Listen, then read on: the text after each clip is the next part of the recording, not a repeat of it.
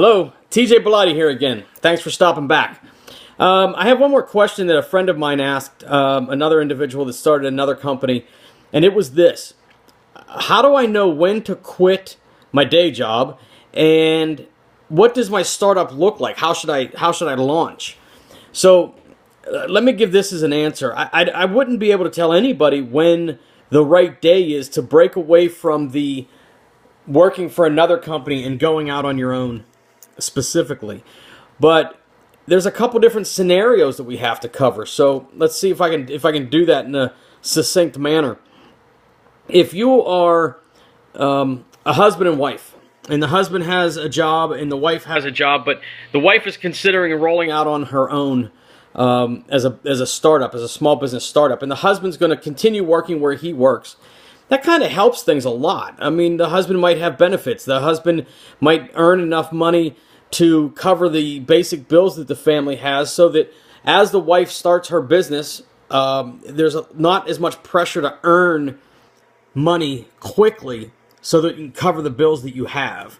If you're a single person and you don't have a house or you don't have kids to worry about, it makes it a lot easier. When I started the business that I have, I was single. I rented an apartment. I didn't have many worries at all. In fact, I bartended when I started my business until I was too tired to bartend and run my business, to be honest with you. And that's probably what it looks like for most adults, too. And when I say adult, I mean maybe a husband and wife or a parent with a couple kids. You got to really wring out your ability to earn in two different places.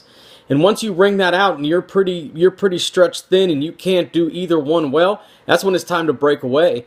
Unless you have some money set aside. If you have some money set aside and you've been planning for this for a year or two, and you have 6, 8, 12 months worth of bills, money to pay bills set aside, you're good to go for 6, 8, 12 months before you really have to start completely relying on your new income. Now, if you are the primary earner for a family, and whether it's through displacement from a job or it's just time to head out on your own, if you have some experience in the industry you're moving into, and you already have a bit of a client base, then it's going to make it a little bit easier to head on out on your own. But either way, whether it's a crisis situation, you've lost your job and you have no choice and this is what you're going to do, or if it is a situation where you've been planning for it and it's time to make that leap, you still want to start slow. You don't want to spend your reserve money on an employee because it sounds good that I own a business and I have an employee. With employees comes other issues. With employees comes the responsibility of payroll and payroll taxes, which means now you definitely need an accountant to take care of your payroll for you. You have to worry about the legal side of it. What happens if the employee calls off? Can I write them up? If I write them up once, can I terminate them? How do I terminate them? What if they steal from me? What if they steal from a client?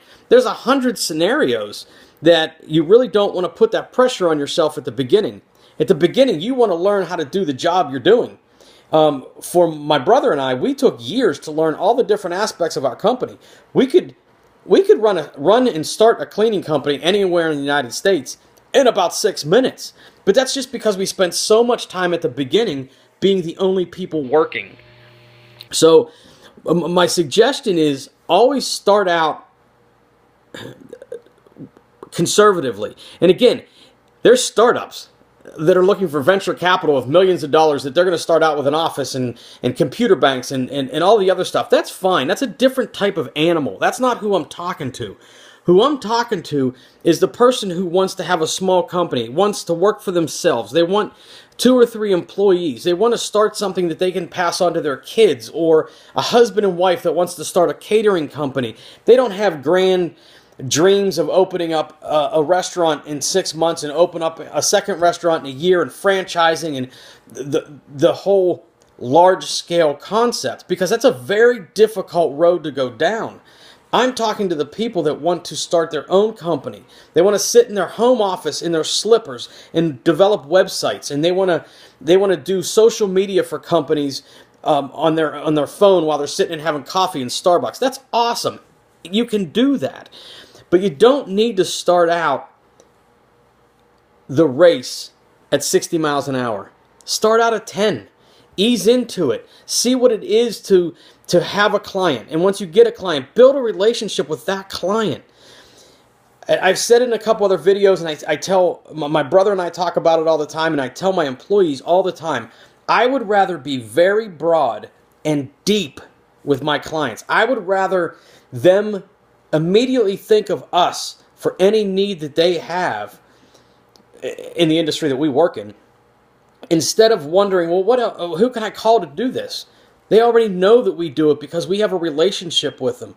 Your first client, they should know you inside out. You should know them inside out. Now, I don't mean that you should be like the cable guy, the movie, not the actual cable guy that comes to your house, and knocking on the door at 9 o'clock at night seeing what they're doing. I don't mean that. What I mean is you should really understand their need and how you can fix that need and how much they're willing to pay for that need and who they might know that also has that need, because that's how you build a client base.